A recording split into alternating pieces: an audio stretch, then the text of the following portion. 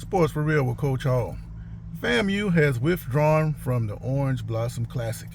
Yes, they're going to play it in 2023, another rematch with Jackson State, but from 2024 and beyond, they have no such plans to do so.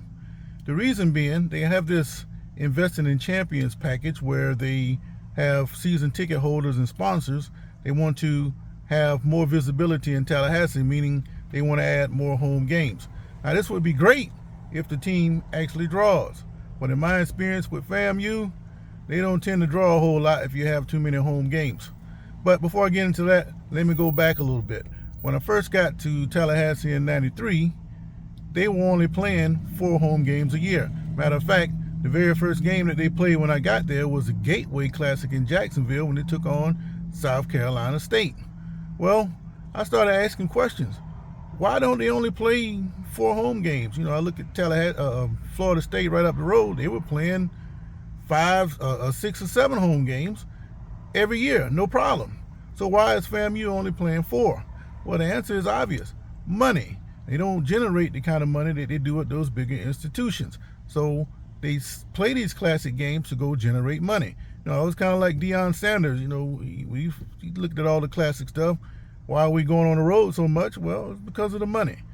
They send the team out, they play in all these different places, and they make a lot more money than they would make by playing at their own stadium. And this has been a survival technique that has worked pretty well for the HBCUs.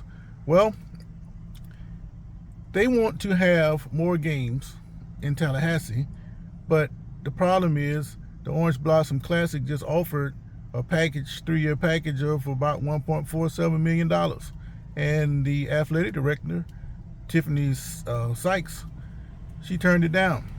And she feels like the sponsors and the ticket holders need to have more team visibility, which, like I say, is not a bad thing.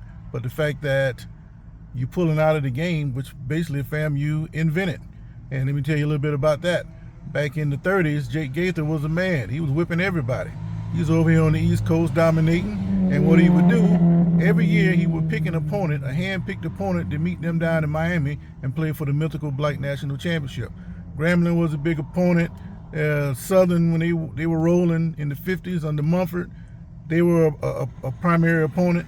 And, sometimes they play smaller schools like a Albany State or somebody like that. But over the years, they played for that mythical Black National Championship based on that one game. Now, after FAMU went to D1AA, winning the first championship, by the way, the format for that kind of went away. But if you are familiar with FAMU, especially in the 90s when I was there, some of those games that they had at home, they would still call them the Orange Blossom Classic, even though it wasn't the same format as it was before. Every now and then they would play down in Miami and call it the Orange Blossom Classic, but again, it's a different format.